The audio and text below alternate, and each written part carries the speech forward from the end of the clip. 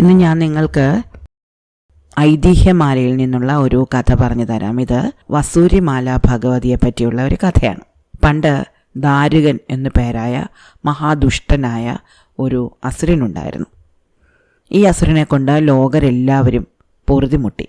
ദേവകളും മനുഷ്യരും ഒരേപോലെ ദാരുകൻ്റെ ശല്യം നിമിത്തം ബുദ്ധിമുട്ടിലായി. അങ്ങനെ അവനെ നിഗ്രഹിക്കുന്നതിനായിട്ട് ശ്രീ പരമേശ്വരൻ്റെ 3-ാം തൃക്കണ്ണിൽ നിന്ന് ഭദ്രകാളി അവതരിച്ചു. ആ ദേവി യുദ്ധത്തിൽ ഈ ദാരകാസുരനെ വധിച്ചു. ദാരകാസുരൻ്റെ ഭാര്യ മനോദരി എന്നൊരു സുന്ദരിയായിരുന്നു. മനോദരി മയാസുരൻ്റെ മകളായിരുന്നു. ദാരുകൻ ഭദ്രകാളിയുമായിട്ടുള്ള യുദ്ധത്തിൽ മരിച്ചു പോകും എന്ന് ഏകദേശം തീർച്ചയായപ്പോൾ തന്നെ മനോദരി കൈലാസത്തിന് സമീപം ചെന്ന് തപസ്സിലേർപ്പെട്ടു.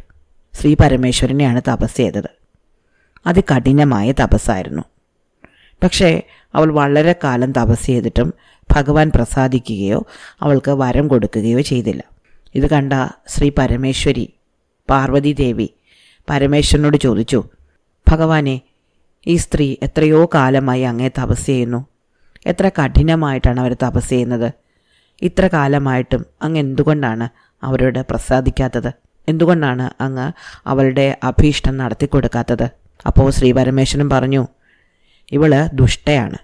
ഇവളുടെ ഭർത്താവായ ദാരുകാസുരന് ബ്രഹ്മാവ് വേണ്ടുന്ന വരങ്ങളെല്ലാം കൊടുത്തതാണ്. അത് കാരണം അവൻ ഈ ത്രൈലോക്യവാസികളെ എത്രയധികം ദ്രോഹിച്ചുവെന്ന് ഞാൻ പറയാതെ നിനക്കറിയാമല്ലോ. ഇനി അവൻ്റെ ഭാര്യയായ ഇവൾക്ക് ഞാൻ ഇഷ്ടപ്രകാരമുള്ള വരം കൊടുക്കുകയാണെങ്കിൽ ഇവളും ലോകത്തിന് ഉപദ്രവം ചെയ്യും. അതിനാലാണ് ഞാൻ അവളുടെ തപസ് കണ്ടില്ലെന്ന് നടിക്കുന്നത്. ഞാൻ ഇവൾക്ക് ഇപ്പോൾ വരം കൊടുക്കുകയാണെങ്കിൽ അത് വലിയ കഷ്ടത്തിന് ഇടയാക്കും. ദാരുകനെ ഇപ്പോൾ നമ്മുടെ പുത്രിയായ ഭദ്രകാളി നിഗ്രഹിച്ചിരിക്കും. അവൻ്റെ ഉപദ്രവം തീർന്നപ്പോഴേക്കും മറ്റൊരു ഉപദ്രവം ഉണ്ടാക്കി വെക്കണ്ടല്ലോ. അപ്പോൾ ശ്രീപാർവതി പറഞ്ഞു, അതൊക്കെ ശരിയാണ്. പക്ഷേ ആശ്രയിക്കുന്നവരെ അനുഗ്രഹിക്കാതിരിക്കുന്നത് വളരെ കഷ്ടമാണ്. ഇവളുടെ ഭർത്താവിനെ നമ്മുടെ പുത്രി നിഗ്രഹിച്ചിട്ടുണ്ടെങ്കിൽ ഇവളിപ്പോൾ ഒരു വിധവയാണ്. അവൾക്ക് ആരുമില്ല. അവളെ അനുഗ്രഹിക്കാതിരിക്കുന്നത് ശരിയല്ല. അതുകൊണ്ട് അങ്ങ് എന്തായാലും ഇവളോട് പ്രസാദിച്ച് അവളുടെ അഭീഷ്ടം എന്താണെന്ന് വെച്ചാൽ നടത്തി കൊടുക്കണം. അങ്ങനെ ശ്രീ പാർവതി ദേവി പല കാര്യങ്ങൾ പറഞ്ഞ് പരമേശ്വരനെ നിർബന്ധിക്കാൻ തുടങ്ങി. അവസാനം ഭഗവാൻ ഈ മനോദരിയുടെ മുന്നിൽ പ്രത്യക്ഷപ്പെട്ടു. എന്നിട്ട് തൻ്റെ ദേഹത്തെ വിയർപ്പ് കണങ്ങൾ വടിച്ചെടുത്ത് അവൾക്ക് കൊടുത്തു. എന്നിട്ട് പറഞ്ഞു, നീ ഇത് കൊണ്ടുപോയി മനുഷ്യരുടെ ദേഹത്തിൽ തളിക്കുകയാണെങ്കിൽ നിനക്ക് വേണ്ടുന്നതെല്ലാം മനുഷ്യർ തരും. ഇതും വാങ്ങിക്കൊണ്ട് മനോദരി യാത്രയായി. അങ്ങനെ കൈലാസത്തിൽ നിന്ന് പുറപ്പെട്ട മനോദരി കുറേ ദൂരെ യാത്ര ചെയ്തപ്പോൾ തൻ്റെ ഭർത്താവിനെ വധിച്ച് തിരിച്ചു വരുന്ന ഭദ്രകാളിയെ കണ്ടു. ഭദ്രകാളി ദാരുകനെ കൊന്ന് അവൻ്റെ ശിരസ് മുറിച്ചെടുത്ത് ഇടത് കൈയിൽ പിടിച്ചുകൊണ്ടും വേതാളിയുടെ കഴുത്തിൽ കയറി ഭൂതപ്രേത പിശാചുകളുടെ വലിയൊരു സംഘത്തോടുകൂടി ജയഭേരി മുഴക്കിക്കൊണ്ട് അങ്ങനെ വരികയായിരുന്നു. ഈ ഘോഷയാത്ര കണ്ടിട്ട് മനോദരിക്ക് ഒട്ടും സഹിച്ചില്ല. മാത്രമല്ല വളരെയധികം ദുഃഖം തോന്നുകയും ചെയ്തു. കാരണം തൻ്റെ ഭർത്താവിൻ്റെ തലയാണ് ഭദ്രകാളിയുടെ കയ്യിലിരിക്കുന്നത്. അതുകൊണ്ട് മനോദരി വിചാരിച്ചു, പരമേശ്വരൻ തന്ന വരത്തെ ആദ്യം ഭദ്രകാളിയുടെ മേൽ തന്നെ പ്രയോഗിക്കാം. അങ്ങനെ മനോദരി പരമേശ്വരൻ കൊടുത്ത ഈ കയ്യിലിരുന്ന വിയർപ്പ് വെള്ളത്തിൽ നിന്നും കുറച്ച് തുള്ളികളെടുത്ത് ഈ ഭദ്രകാളിയുടെ മേലേക്ക് തളിച്ചു. അതോടെ ദേവിയുടെ ദേഹത്തെല്ലാം കുരുക്കൾ പൊങ്ങാൻ തുടങ്ങി. തലവേദന, പനി തുടങ്ങിയ അസുഖങ്ങളാൽ ദേവി വളരെയധികം പരവശയായി തീർന്നു. ദേവിക്ക് ഒട്ടും മുന്നോട്ട് പോകാൻ വയ്യാതായി. വേതാളത്തിൻ്റെ തോളിൽ നിന്നും താഴെ ഇറങ്ങിയ ഭഗവതി അവിടെ കിടന്നു. ഭൂതഗണങ്ങളിൽ കുറച്ചു പേര് അപ്പോൾ തന്നെ പരമേശ്വരൻ്റെ അടുത്തേക്ക് ഓടിച്ചെന്നു.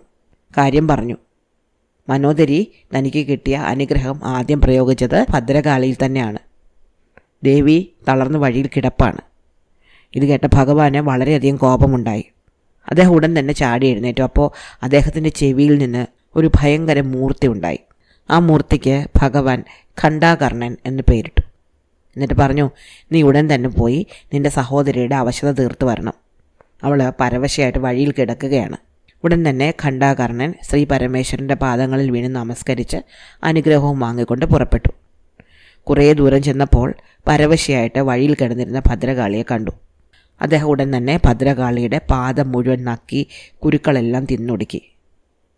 അവസാനം മുഖത്ത് നക്കാനായി ഭാവിച്ചപ്പോൾ ഭദ്രകാളി മുഖം തിരിച്ചുകൊണ്ട്, നീ എൻ്റെ സഹോദരനാണല്ലോ, മുഖത്തോട് മുഖം ചേർക്കുക ശരിയായിട്ടുള്ളതല്ല. അതിനാൽ മുഖത്തുള്ള കുരുക്കൾ എന്നും എനിക്ക് ഭൂഷണമായിട്ട് അലങ്കാരമായിട്ട് അവിടെ തന്നെ ഉണ്ടായിരിക്കട്ടെ. ശേഷിച്ചതെല്ലാം പോയപ്പോൾ തന്നെ എനിക്ക് സുഖമായി കഴിഞ്ഞു എന്ന് പറഞ്ഞു. അവിടെ നിന്ന് എഴുന്നേറ്റ് ഭഗവതി ചുറ്റും നോക്കിയപ്പോൾ പേടിച്ച് വിറച്ച് ദൂരെ മാറി നോക്കിക്കൊണ്ട് നിൽക്കുന്ന മനോദരിയെ കണ്ടു. ഖണ്ഡാകർണനോട് ഉടൻ തന്നെ മനോദരിയെ പിടിച്ച് തൻ്റെ മുന്നിൽ കൊണ്ടുവരാൻ ദേവി പറഞ്ഞു. ഖണ്ഡാകർണൻ അത് തന്നെ ചെയ്തു. മനോദരിയെ പിടിച്ച് വലിച്ച് ദേവിയുടെ മുന്നിൽ കൊണ്ടുവന്ന് നിർത്തി. ദേവി തൻ്റെ വാൾ കൊണ്ട് അവളുടെ ചെവിയും കണ്ണും കാലും മുറിച്ച് കളഞ്ഞു. എന്നിട്ട് പറഞ്ഞു, നീ ഇനി കണ്ടും കേട്ടും ഓടിയും ചെന്ന് മനുഷ്യരെ ഉപദ്രവിക്കരുത്. നിനക്ക് മനോദരി എന്നുള്ള പേരിനി വേണ്ട. നിനക്ക് ഞാൻ വസൂരി എന്ന് പേരിട്ടിരിക്കുകയാണ്. നീ എന്നും എൻ്റെ ആജ്ഞാനുകാരണിയായിട്ട് പാർത്തുകൊള്ളണം. ഞാൻ പറയുന്നവർക്ക് മാത്രം നീ ഇനി അസുഖമുണ്ടാക്കിയാൽ മതി. ഇത്രയും പറഞ്ഞിട്ട് ദേവി അവളെ തൻ്റെ ഭൂതഗണങ്ങളുടെ കൂടെ ചേർത്തു. ഒരുമിച്ച് ചേർന്ന് അവരെല്ലാവരും കൈലാസത്തിലേക്ക് പോവുകയും ചെയ്തു. ഇങ്ങനെയാണ് വസൂരിമാല എന്ന ഭഗവതി ഉണ്ടായത്. ആ ദേവത ബാധിച്ചിട്ടാണ് വസൂരി അല്ലെങ്കിൽ മസൂരി എന്ന അസുഖമുണ്ടാകുന്നതെന്നും ഭദ്രകാളിക്ക് വിരോധമുണ്ടാകുന്ന കാലങ്ങളിൽ ആ ദേവി വന്ന് ബാധിച്ചിട്ടാണ് മനുഷ്യർക്ക് ഈ അസുഖമുണ്ടാകുന്നത് എന്നുമാണ് ചില ആൾക്കാരൊക്കെ വിശ്വസിച്ചിരുന്നത്. വസൂരിമാലയ്ക്ക് കണ്ണും ചെവിയും കാലുമില്ലല്ലോ. അതിനാൽ ആ ദേവത മണം പിടിച്ചും നിരങ്ങിയും ചെന്നാണ് മനുഷ്യരെ ബാധിക്കുന്നതെന്നും അതുകൊണ്ട് അടുത്ത വീടുകളിലൊക്കെ വസൂരി ഉള്ളപ്പോൾ കടുക് വറുക്കുകയും പപ്പടം കാച്ചുകയും ചെയ്യരുതെന്നും ഒക്കെ ചില സ്ഥലങ്ങളിൽ വിശ്വാസമുണ്ട്. എന്തായാലും ഇതാണ് വസൂരിമാല ഭഗവതിയുടെ കഥ. ഇഷ്ടമായോ? അടുത്ത കഥ അടുത്ത ദിവസം.